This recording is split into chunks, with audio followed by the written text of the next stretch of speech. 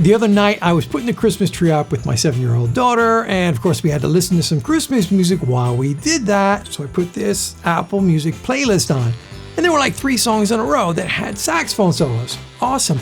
2 of those solos were on the BARI sax. And that's how the idea for this video came about. You've all heard these solos perhaps hundreds of times, but besides the baritone saxophone, they all have a few very important things in common that everyone really must know in order to construct effective solos on the saxophone. I'm going to play and break down 4 classic Christmas song sax solos for you. This sheet music is available in the BetterSax shed. The link is in the description. Go over there and download it. It's for free, along with tons and tons of other free downloads and lessons. Knock yourself out. Merry Christmas. Oh, and if you want Santa to come down your chimney this year, he's making a list of people that click that like button and are subscribed to the channel. Really?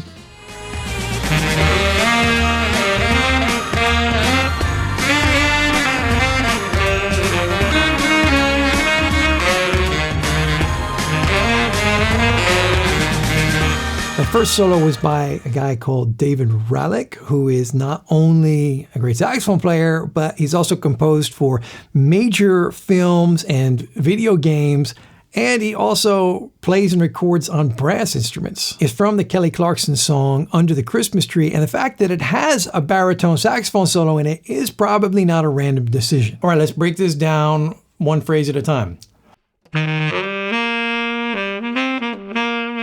Pentatonic scale, major pentatonic scale. The underlying chord is C, or concert E flat, but C for baritone saxophone. And that whole lick is major pentatonic scale. Something I talk about all the time. I got a free course to play sax by ear, crash course. It's all about using that scale to improvise. There's also the Pentatonic Foundation course, which teaches you how to learn songs and solos by ear with knowledge of that major pentatonic scale, and you're going to find it everywhere. Next phrase. Again, we've got another pentatonic scale. This is our E minor on baritone saxophone pentatonic scale. As the chord changes, we switch up to a new scale.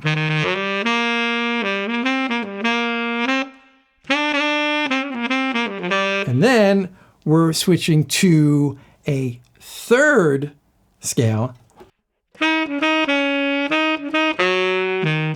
The chord changes to B flat. I like to think of this as really, it sounds bluesy. We're throwing in this blues scale, or really this C minor pentatonic scale that works over that B flat chord, as well as the tonic, the root, the 1 chord in the key of C.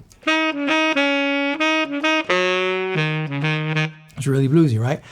And then we finish it off with this quasi bebop, very light. It's called bebop light lick because there's a tiny little bit of chromaticism in it. You hear that? So we start with this major triad on the tonic. And then we go back to the third and go chromatically up to the fifth. And end again with that bluesy sound, that flat third over the major 1 chord.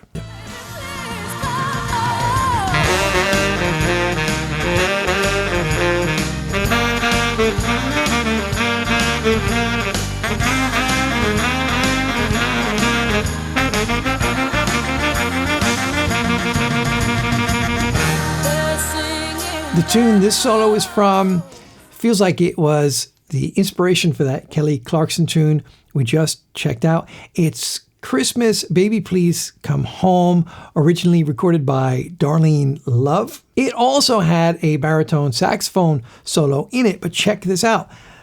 Years later, Mariah Carey did a cover version of this tune, and her version has almost note for note the same exact baritone saxophone solo in it again. What's up with Barry Sax and Christmas songs, right? Okay, let's run that one down. Starts out in our key of C.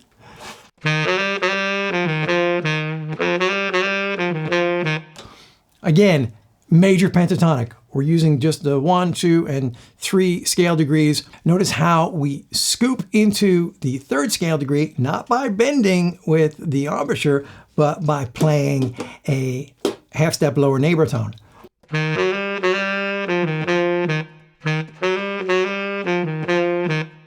Right? Get in the habit of doing that, gives it a nice bluesy sound. It's much better to do that than to go.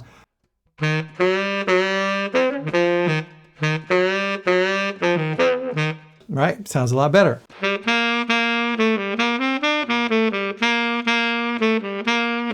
On this next phrase, the chord switches to that E minor, and we're really just outlining the triad here. We're playing the first 5 notes of that E minor scale.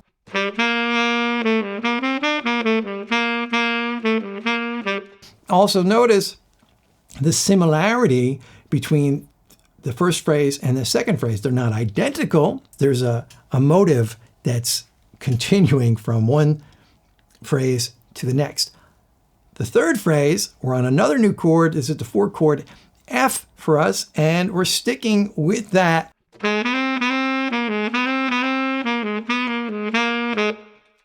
And notice how we once again are going into that. We're scooping into that major third by using the lower neighbor, the flat third.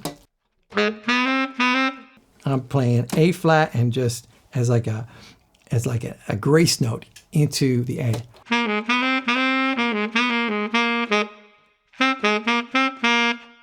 Okay, and then we get into this last phrase, which is just 1, 2, 3, 1, 2, 3, 1, 2, 3, 1, 2, 3, 1, 2, 3, right? Of the 5 chord, the G.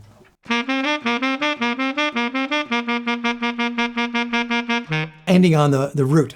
End your solos on the root if you want them to really sound like it's over and you meant it to end right at that moment. This is a perfect example of simplicity. You might not have tons of chops to get all over the saxophone and play a million notes, but you can learn how to play triads and simple variations on major scale patterns, and you could approach soloing in the beginning just by doing stuff as simple as that, and it sounds good, and it could be on a record that sells millions and millions of copies. Old-fashioned way.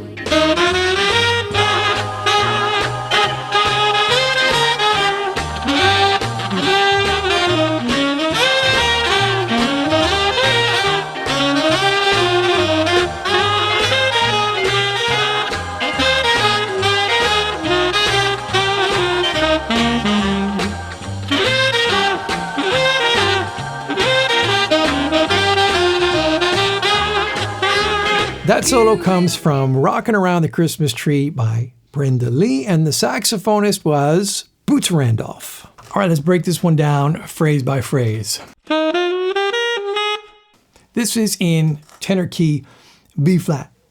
I love tunes and chord progressions like this because it's just 2 chords, 1 and 5, 1 and 5, back and forth. So it starts on the 1 chord, B flat. And we're nailing that root and really establishing the tonic. This is something you could do in rock and roll solos. Don't be afraid to just nail the root and repeat it. But notice how we get to that target note, that B flat. What is that? That's an enclosure. That's like jazz stuff, right? You could put jazz enclosures, bebop enclosures into rock and roll, and it sounds great. And a little bit of chromaticism in there. It's like bebop light again.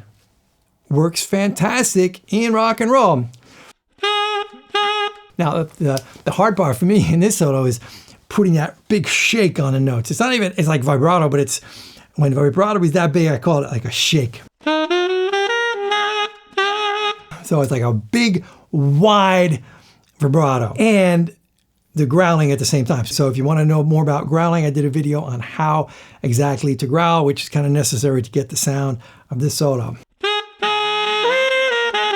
Now, he's just outlining that B flat chord. Ba-da-da-da-da-da-da. That's your B flat major chord. It's what we're doing in all these solos so far. It's kind of that 1, 2, 3, that major pentatonic portion of the 1 chord, but we're moving to 5 chord head. and we play that seventh, that A on a tenor saxophone, the A, which is the seventh of B flat, but it's the third of the 5 chord, the F7 here. So he's outlining the harmony so clearly, so important. If you're playing and you've got a tune that's going from 1 to 5, you better show us that you know when we land on that 5 chord.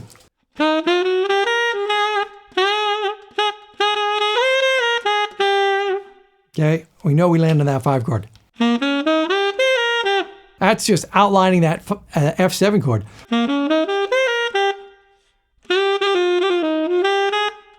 At that point, when we land on that B flat, that is the downbeat of when we switch back to that 1 chord, leading us right into that 1. It's cliche, it's classic, but everybody knows we're back on that 1 chord there. 3, 2, 1, 7, 2, 1, that enclosure again. Classic jazz bebop enclosure there to really establish the tonic, the 1 chord, and embellish it a little bit.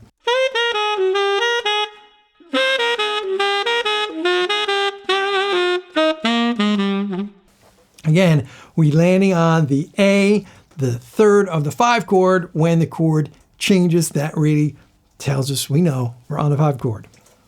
And then just going down the scale. Sticking to those chord tones, really emphasizing landing on those chord tones.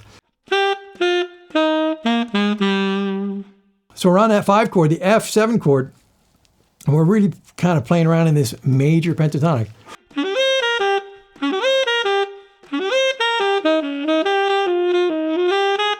And once again, we're very clearly ending on the root. So a lot of major pentatonic, a lot of just sticking with the triads of the 3 chords of the song. That's the key to rock and roll soloing. Outline those changes and stick to the chord tones and the triads mostly. Be sure to visit the link in the description below to get access to the BetterSax shed, where you can download the PDF for free that has all of these solos written out for you.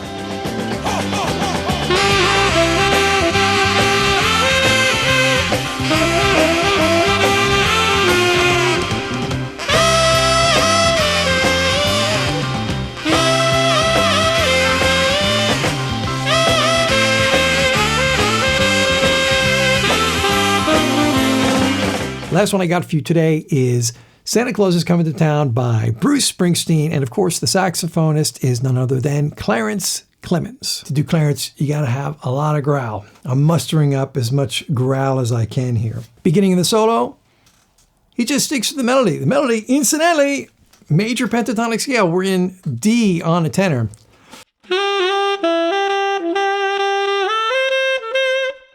That's major pentatonic scale. What a coincidence. That is in all of these solos, that flat third going into the third. Okay, so that's the thing you need in your bag of tricks, that flat third going into the major third. That is rock and roll, that is blues, that is jazz, that's in smooth jazz, that's in all music, pop music, it's everywhere, that little blues thing. Get it into your playing.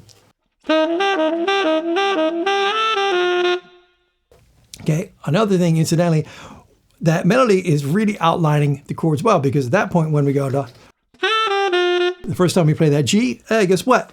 The chord switches to a G chord, the 4 in this case. Now, he's still kind of paraphrasing the melody in this rock and roll way, going up to high F sharp.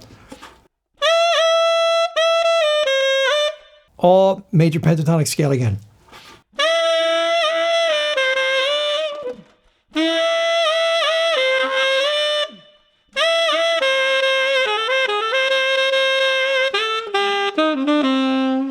Now, at the very last phrase, what does he do? He puts an F natural in there. What is that F natural? It's the flat third. End your solos with a little bit of blues.